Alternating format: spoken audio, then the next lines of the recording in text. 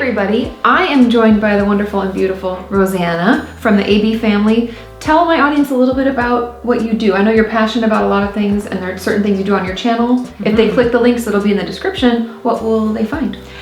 So we have a channel called the AB family, and we've been online for a few years now, and we try to make people laugh. So we do comedy skits, we do challenges, we do vlogs, and we just wanted to show the world that there are happy families that exist online. But I've kind of branched out on my own now, doing more humanitarian things. Yeah. And so I'm really passionate about being a voice for children and for women. Yeah, and she's part of Creators for Good this year? Creators for Change. Or for Change, sorry. Yes, so Creators for Change. Tell me a little bit about that, because I've been reading it on her Instagram and on her Twitter, all the amazing things that you're sharing. So YouTube did this wonderful thing, which was to create this forum for creators like me who want to use their voice for more than just entertainment.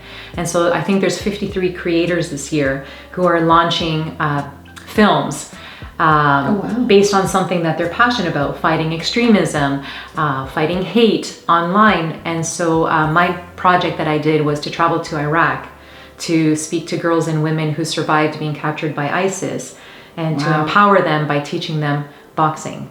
How to fight back. And so I'm so passionate about that, and my film comes out on November 12th, and hopefully people will watch. Yes, definitely. I think that's so cool. Yeah, so check them out. Check her out. It's very, very powerful, very inspiring stuff. So thank you for all that you do. Thank you for what you do. Yeah, of course. But today I want my audience and myself to learn a little bit more about you, because the reasons for getting involved in the Creators for Change, as well as you do speaking engagements, and you share a little bit about your personal story. Recently on Instagram, you shared a picture of yourself before at 19, I think it was. Yes. And now, and you're talking about like, wow, what a difference 20 years makes, and the difference between you at 19 and now. Tell me a little bit about you at 19. What was going on in your life? So at 19, I didn't have a good relationship with my parents. My parents are good people, and I don't want people to think that they're not nice people. It's like the saying goes, when you know better, you do better. And so my parents didn't try to hurt us. They just weren't aware of a lot of things, and they were so wrapped up into their worlds of making money and working, and they were immigrants to the country, and so they were, did everything that they could to kind of plant their roots. And so at 19, I had gotten married. I got married when I was 18. Wow. It was kind of a way for me to get out of the house. That's what I wondered. A lot of people told me, even my viewers and my patients alike, that sometimes marriage is seen as a way out, especially for women. I had a client many years ago who married a much older man because he was more settled, so she could move from one house to the other, so she didn't have to worry about taking care of the finances and everything, because it had been such a struggle for her family. Yeah, definitely. You look to someone who can support you while you're trying to figure things out. And so what I was trying to do was, I was in university. I flunked my first year of university because I had married this person who I knew was a bad person when I was marrying him. But it was, you try to justify. I can change them. I can change them. I can show them the light. I can be that force to show them that it's okay to have a good life and be a good person. But it actually took a really bad turn. And I found out that he was a drug addict. Oh no. He would take money from my wallet. So imagine I'm a student. I'm a starving student. No money. I already have no money. I'm working in restaurants. I'm working in coffee shops to try to make money for books and for parking passes. And he would take all my money from my wallet. He would disappear for days. I would have no idea where he was, if he was alive, if he was dead. And if I would call him. And you're married at this point. Yes. And so I would call him and say, like, where are you? And he's like, bleep, bleep, bleep, bleep, bleep, bleep. You're not my mother. F off, and all these. You can cuss on my channel. Oh, can I? Fuck off. No one's ever heard Mama be cussed. I think people are gonna have a heart attack if they hear Mama be cussed.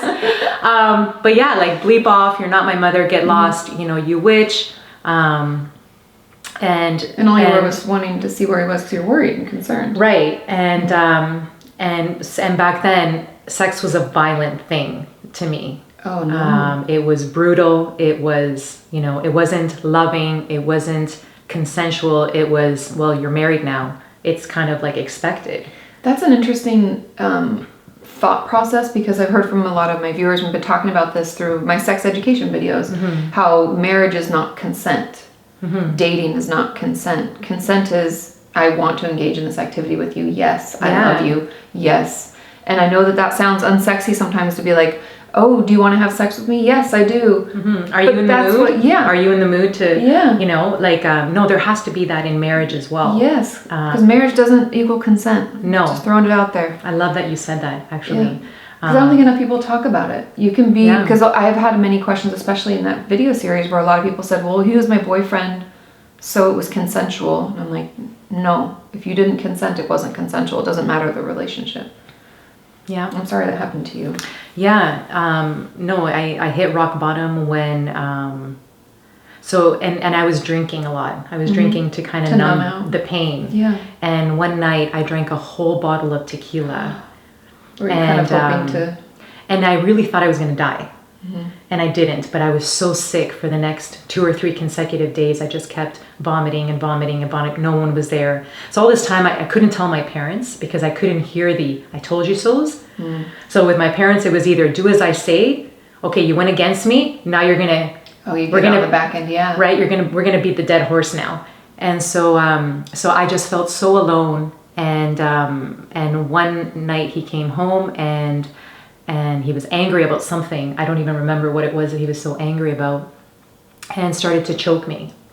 And he was much larger than me. And so I tried to fight back. Nothing happened. And the only thing that stopped him was that I ripped the necklace around his neck. And so he grabbed me by my hair and pushed me down and said, fix my necklace. And he walked away. I never did fix his necklace. I actually picked up my stuff, and it was very difficult for me to walk away from that and feeling like I failed. I felt like a failure. Like I had set out to do this. I had all these images that it was going to work. And now I was homeless again. I had to return to my parents' home, which there was a lot of fighting. There was a lot of screaming in my home.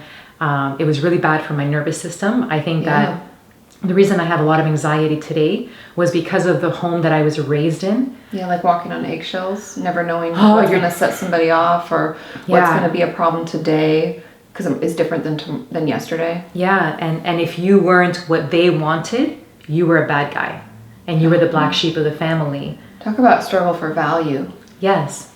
Yeah, because I would argue with my mom because I was nothing like her. She wanted me to be like her, and I didn't like who she was. Yeah. And my father was raised in a generation where women didn't speak up. If you spoke up and you're a woman, you're a troublemaker. You know, and how dare you disagree with something that I have to say? I'm a man. I'm a man, yeah. And so this was my household. Look how far we've come. I know. Right? And why I'm so passionate about standing up for women and children was because I just had so much confusion as a child and feeling like I was never good enough, like I was hard to love, like I was unlovable. And so when I was in this relationship with this person who made me feel unlovable, it was my normal. Well, perpetuated. And that's the thing is, unfortunately, we tend to go towards things that are comfortable because we know, for better, for worse, we know what that feels like. And we know we can handle it, even though we really can't. I talk a lot about how I know that change is scary. Like getting something different from someone is uncomfortable. And I even share in my book how I had to learn that I need to be uncomfortable in my relationships. Prior to meeting Sean, actually, he was the next person I dated, and my therapist was like, I want you to be really uncomfortable. And I was so offended by that comment because I'm like, what do you mean? And she's like, comfortable for you means you're not put first, means you're not a priority. You should be uncomfortable. That's a good thing. Yeah. It's hard though. Absolutely. It's like to be uncomfortable. I mean, that's where change comes from. We talked about that in your video a little bit. Being uncomfortable creates change. So how did you go from being the norm, feeling unlovable or like something was wrong with you to where you are now? Like how, I know it's a lot, like take your time. A lot of work. Honestly, I think it was just this relentless, unstoppable desire to make my dreams come true. Right? I felt like from a young age, things would happen. I've had the worst things happen to me. I've been in car accidents with I was pregnant with my daughter at the time, and I was trapped in our car by an 18-wheeler. Oh my God. And so to this day, I hate driving. Yeah. I do not like to drive, but it doesn't stop me from driving. I still drive. We lost our first child to trisomy 18. Oh, no. And so when my son was born, I was this fanatical mother who, he was like a bubble boy, but it was because of the pain that I had gone through. And so I feel... For people who don't know what trisomy 18 is? Trisomy 18 is where the 18th chromosome doesn't develop properly. And so the baby develops a cleft lip, the fingers are webbed, and it's a very small chance actually that the baby will survive. Chances are it's like a 99.9% chance the baby will die before the first birthday. And so, and we have no genetic, disorders in our family. No need to even test for something like that. It's such a rare thing, really. But I feel like, it's just been really growing as a person and understanding the battle that we face as human beings in this life and why we're here. And that really, the pain that we experience in life can actually be learning opportunities. Yeah. I've learned so much because of all the pain that I've gone through all the struggles, the resilience. Like I had to build that within myself. No one taught me how to do that. It was just this, I need to figure this life out because life has beaten me down constantly over the last 30 years. And so I want to figure this out now and what my journey is. And that's why I feel so strongly that my journey now is to help people. To share what you've learned, kind of. To share what I've learned. If I can help, 10 people, hopefully those 10 people will go out and help 10 people. The ripple effect of what this cool platform gives us, really. Yeah. And so I feel like pain can either make you shrivel up into a ball and hide in a corner for the rest of your life, or pain can give you power to go out there, to change the world, to be the voice for the voiceless.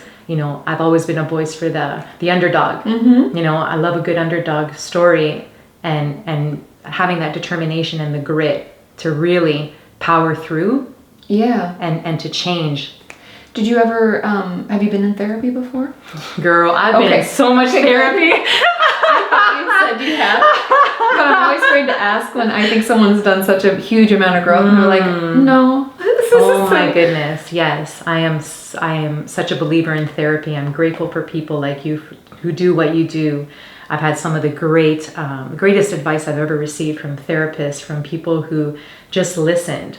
One of the craziest moments I've ever had in therapy was I had a lot of therapy after my car accident. I'm sure. And the guy that I was with, he was this, he wouldn't even look at me. Oh, interesting. Right? The therapist. And I just thought he was a big jerk. But one day he said, how do you feel now, driving? And I said, I'm fine.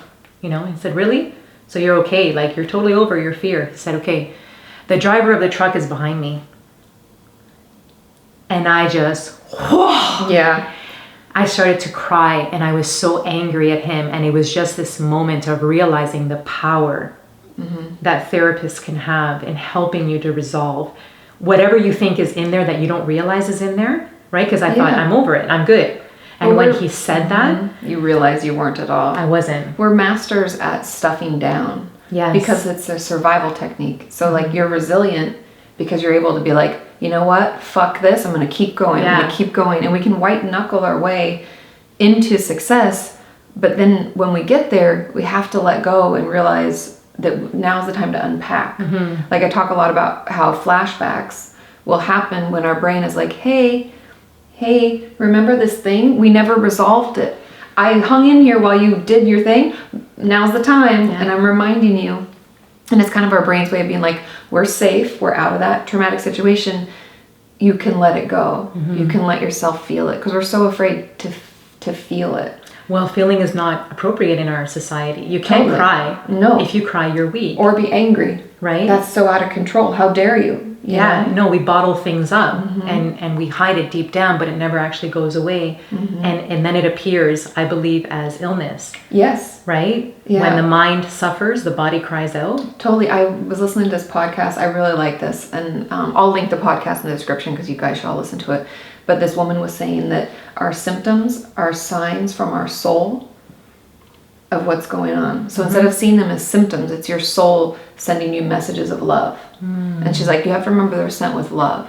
So these messages are like if you get eczema or like breakouts on your skin, something's gotten under your skin and you're not speaking your truth. You're living like a mouse when you're a lion. And she's like, you need to roar. I don't know. She's like, I could cry just thinking about it, because we try all the time, especially in modern medicine, like, oh, fix that symptom. Give me the medicine and fix that symptom.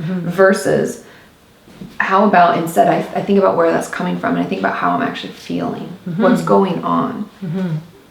Yeah, go to that place. Go to that place when you were a little girl or a little boy, and you experienced that fear.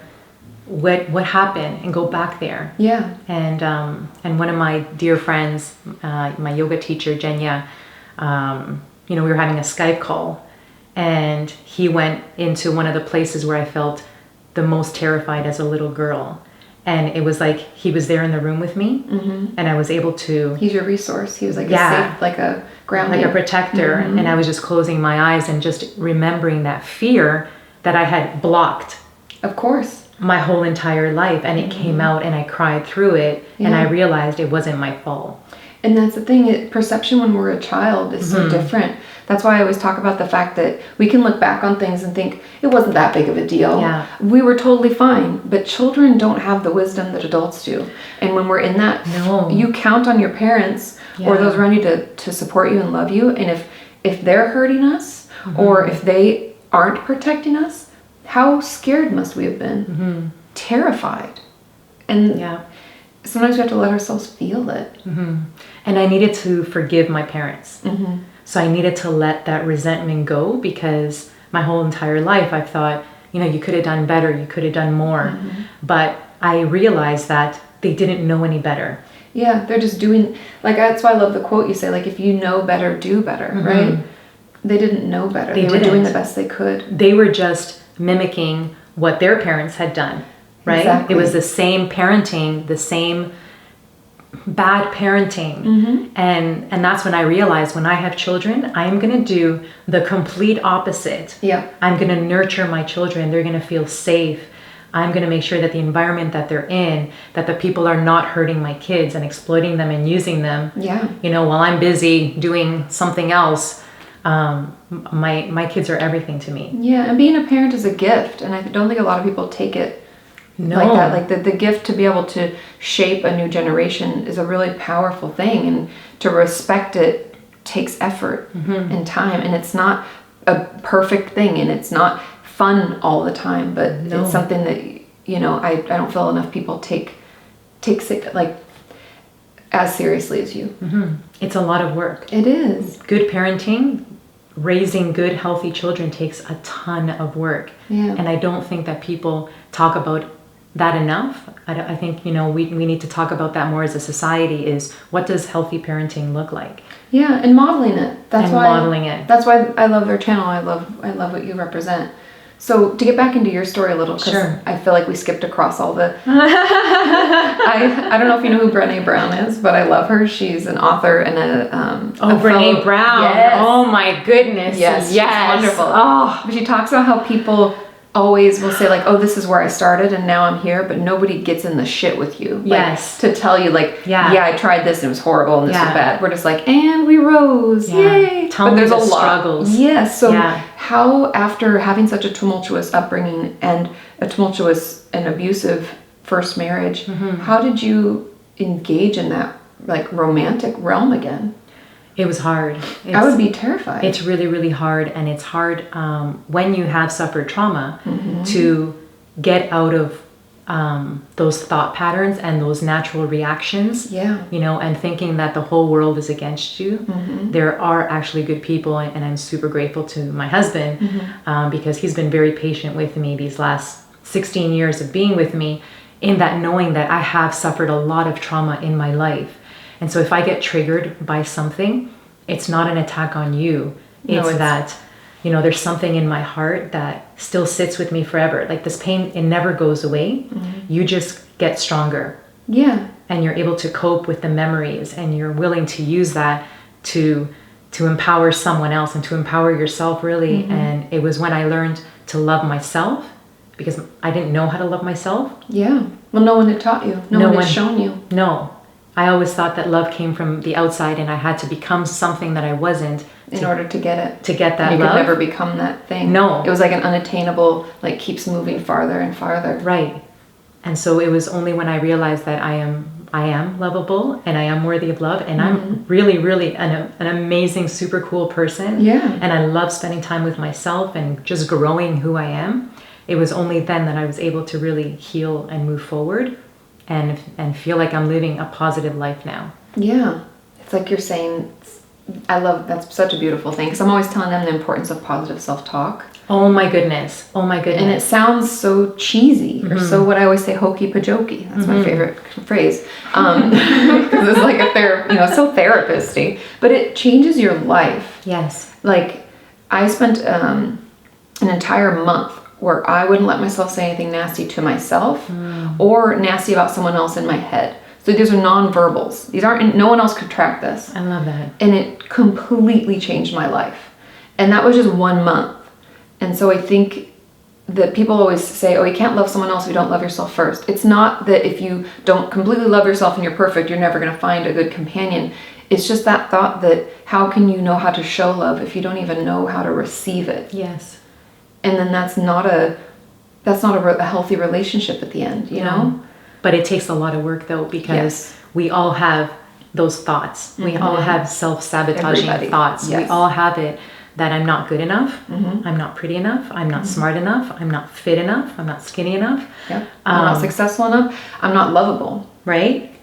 I'm not good as you. Insert other person. Right? Comparator, right? Any comparator. And it's to be able to control those thoughts and to silence them, or to sit at the table and invite those thoughts in and say, that's not true. That's not true. I know this isn't true because I've done X, Y, Z. Yep. Right? And starting to really challenge those thoughts. It takes a ton of work to rewire the brain. Totally. And it'll still want to go back, because our brain's adaptive, which makes it great, but it also makes it bad, because if we're not teaching it the right things, it gets really adaptive in those bad things. So it wants to go back there. Like, we give it a chance, it'll be like, oh, yep, you're a shitty person. Yeah. I knew it, told you. But we have to be like, no, I know better. And it's also catching yourself. Yes. Being able to live in the moment, live moment to moment, to catch yourself when you have that thought, whatever it is. Like, I love the saying that I heard, what's the difference between a flower and a weed? Perception. A judgment. Oh, yes. Right? Yes. We make judgments every moment of the day. We make judgments about ourselves. We make some judgments about each other. Yeah. Can you imagine if you caught yourself, as soon as you make that judgment, question it. Don't make that judgment. Yeah. Well, and that was part of the, like, in my head when I did that month of no negativity, kind of, where if I catch myself looking at someone crossing the street and be like, ugh, those shoes look horribly uncomfortable or something, or even worse, that's a hideous outfit, then I would force myself to say something nice about it. Like, they must have really picked those out and been super excited. And it was interesting how that small shift in my brain to not be negative and not go to that, like, comfortable, unhealthy space changed how I felt. Like, it sounds so simple, yet it is very difficult, and it's a lot of hard work. Is there anything else that you found to be really helpful? So now we're talking in your head, you've changed the way you're thinking about yourself and talking to yourself. What else really helped? I think that the biggest decision I ever made was to be very selective with the people that I surround myself with. And so in order for me to have a positive life, to have positive thoughts, to have conversations about potential and growing and the beauty of life, and was not to surround myself with people who were toxic, who were negative, who put negative thoughts into my head, because people may not even realize that they're doing it, but they'll kind of take a little jab at you when you're doing really well and they see that you're growing and you're thriving. Maybe they might have a little tinge of jealousy and may throw something at you that totally makes you stop and wonder, wow, am I really like that?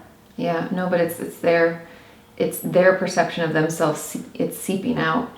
Right? And so people have a lot of insecurities. And so what I realized was that I needed to surround myself with positive, secure, happy people. And I don't mean happy like, hey, life is amazing every single day. No, authentic people. Authentic. Really. Let's get real. Let's get raw with each other. What have you gone through? And what are you doing Yeah. To not only survive, but to thrive. Yeah.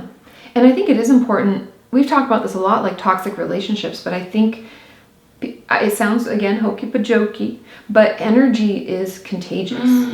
And if you surround yourself with people who are like stabbing you, like throwing, one of my yogi teachers used to say, like, you don't want to be around people throwing dirt in your soul, because you don't have to put up with it, right? You don't have to be around those people.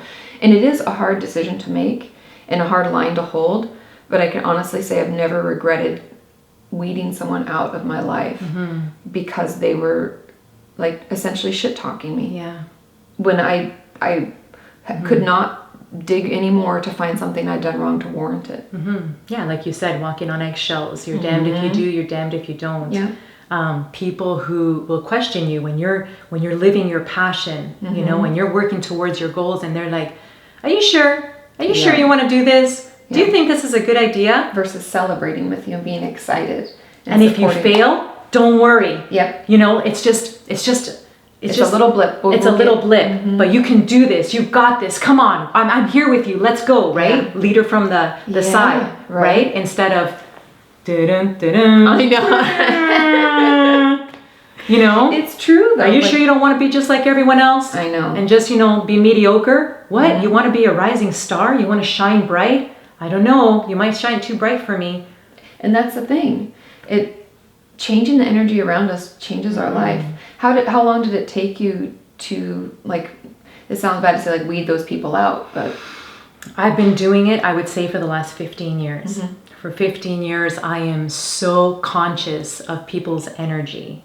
As soon as they walk into the room, I may be more aware of their energy than they are of their own energy. 100%. Yes. And so, I feel like people think this is hokey pokey when you start talking about energy and the universe, but there is so much that I want to teach people and share with them, which is partly why I'm becoming a yoga teacher. I know. I'm so excited about it. Are you going to do yoga videos? I would love to. I don't know where this will take me, but I just know that I've learned so much and I've prospered so much in my own life that I want to share with people, because that's what love is. Love is not, keeping it all for yourself. No. Love is a way of being. Right. It's sharing, it's giving, it's serving. And that's what I want to do to the world, is to show them what I've learned in life to survive the craziest shit. Yes. Yes. The craziest shit. Right? And here I am in the happiest moment of my life. And how did I get here? And how do I want you guys to also get there? And so part of it, actually a huge part of it, is energy, and allowing the right people who are going to come in, they're going to teach you something. Be silent in your life. So much is going to happen in that silence when you're going to get messages from the universe, telling you you should go in this direction, try this. Doesn't mean it's all going to work. That's why meditation helps, because they call it like we have the monkey mind or the monkey brain, where it like swings from one thing to the next. But if you slow it down, you quiet it, then you can really hear like your soul speak. Like what does it want? What should be your next move? What's healthiest and best for you? You can actually hear yourself. And meditation doesn't mean that you have no thoughts. No. Like, I can't quiet my mind. No, never. Right? Meditation means that you are seeing every thought that comes in, evaluating it. Is this true? Is it not? Can I let it go? Yeah, I call it going inside. Yeah. Because we spend so much life outside. I would guarantee most of us, even most of you watching, haven't gone inside in a long time, maybe ever. No, because we're too busy judging everyone else. Right? It's a lot easier. It's a lot easier to judge everyone else than it is to go deep inside. Well, it doesn't take any work to go out. Right. Like, take a broom and do some cleanup within your own soul, right? Figure out, are you happy? What you can be doing to get happy.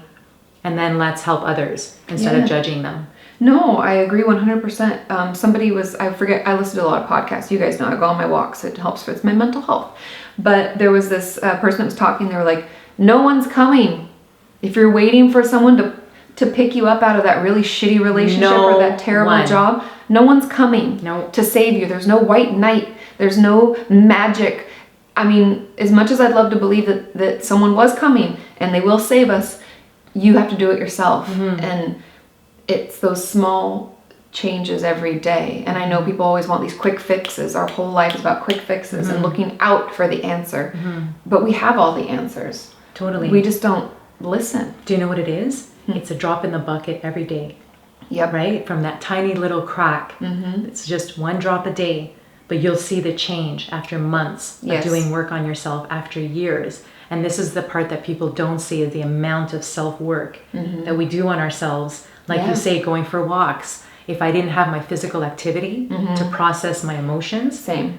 I would lose my mind. Yeah, or crying in the shower. Do that regularly. Sounds really, but it's like my space, my time. Yes. And letting yourself feel things. Because the reason, like I've told all of you, when I need to get back in therapy is when I cry just like watching a commercial. It's not even emotional. It's because I'm so full of emotion that I haven't given my mind the time to process. Yeah.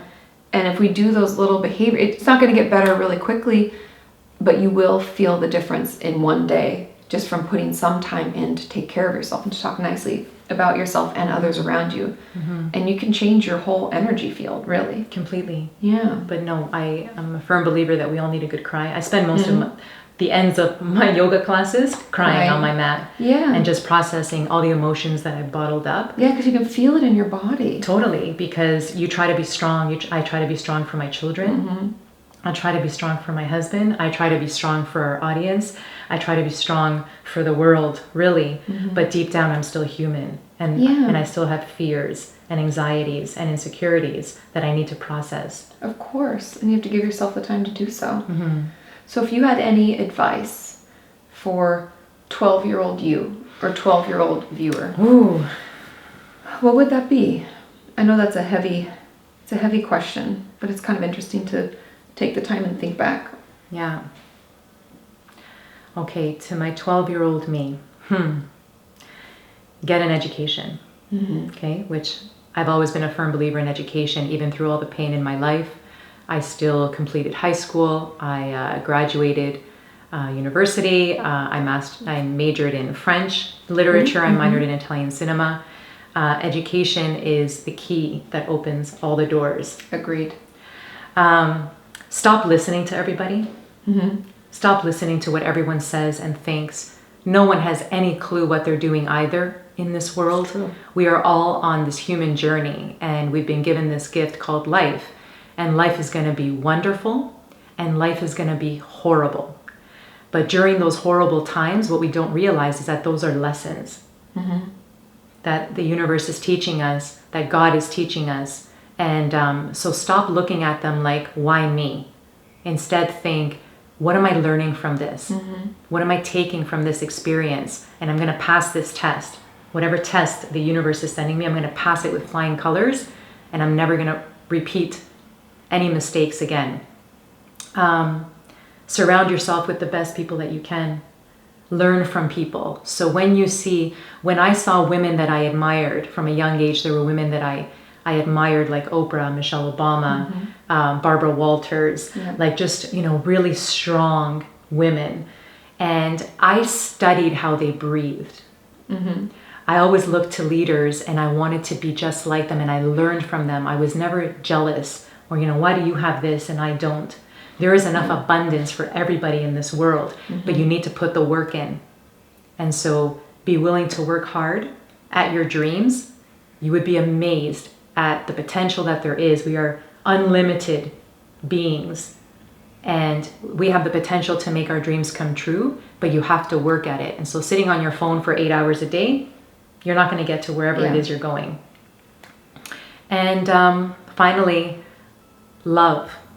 I know this is going to sound hokey, but you have to love yourself and you have to give love to the world. And when you realize that really we are one family living on this planet, when you can adopt that mentality of realizing that no one is out to get you on this planet, we're all just here trying to live as one big happy family, then you will be amazed at how things start opening up for you in your life. Yes, 100%. Right? Yeah, I agree. Thank you so much for what you do. You. Thank you for being brave enough and willing to share your story. I know that it will help so many of my viewers, and all the times you speak. And just thank you for being you. Thank I really you. appreciate you. I have so much love and respect for you. Yeah, same. And I would love to do more stuff like this. Agreed. Yeah. Let's share in our pain. Yeah. Let's not hide from our pain. Let's celebrate our pain and let's teach each other. Yes. Yeah. Yes, more, right? More. We did a video over on her channel. I will link it in the description, as well as all of the AB family socials, so you can follow them. They're beautiful and wonderful. Thanks again, Rosanna. Thank you. And we'll see you next time. Bye.